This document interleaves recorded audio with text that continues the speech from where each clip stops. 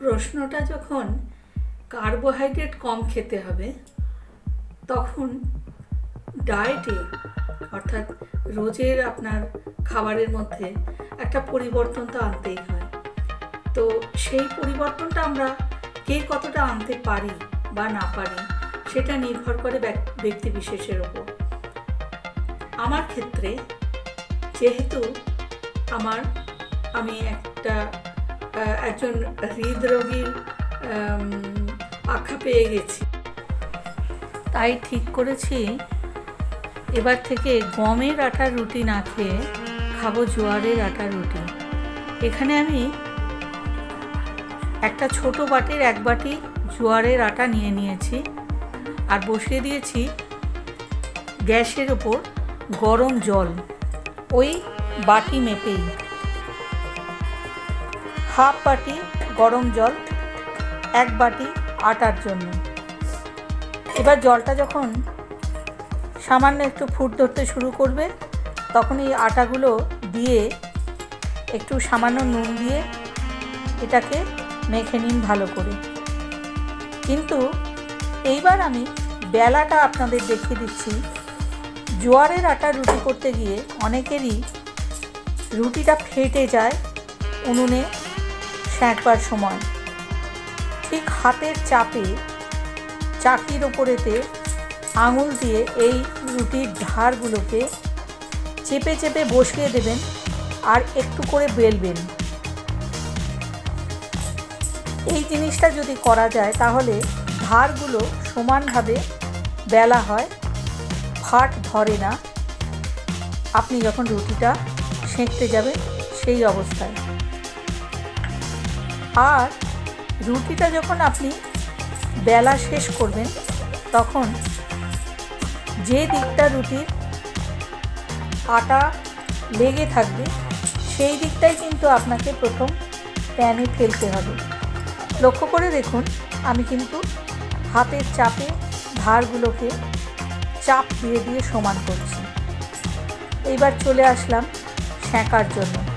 রুটিটা কিন্তু আপনি ভালো করে পাতলা বেলতে পারেন, তাতে কিন্তু কোনো অসুবিধে হয় না এই পদ্ধতিতে যদি রুটিটা আপনি করতে পারেন।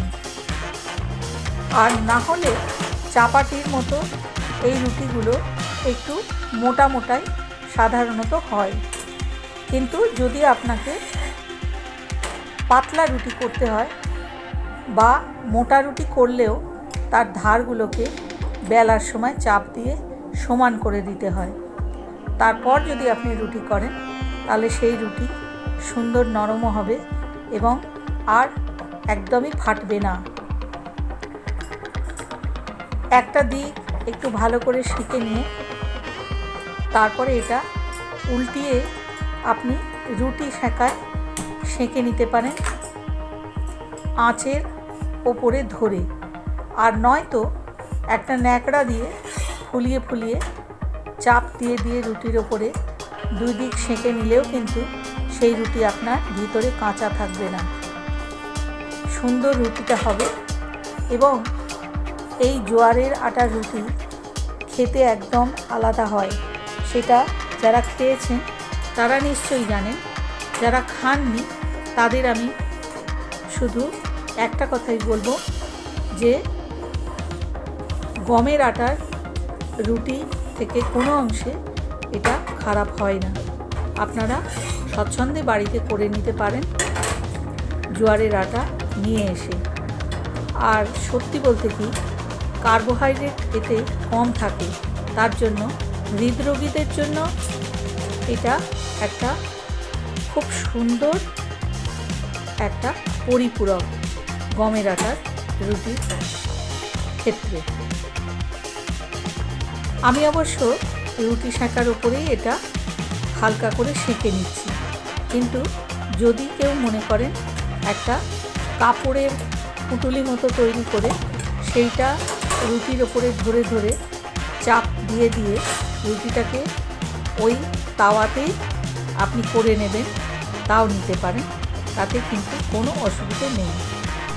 অনেকে এই জোয়ারের আটা যখন মাখেন তখন সামান্য নুন দিয়ে নেন, নুন না দিয়ে আপনি এটা বানাতে পারেন স্বচ্ছন্দে। আর দিতে পারেন সামান্য একটু জোয়ান, সেটাতেও কিন্তু এই রুটির স্বাদটা অন্যরকমভাবে বাড়িয়ে দেয়। আমি কিন্তু এই জোয়ারের আটার রুটি বিভিন্নভাবে করে দেখেছি, এটা দিয়ে কিন্তু সুন্দর সেই সব উপকরণও তৈরি হয়।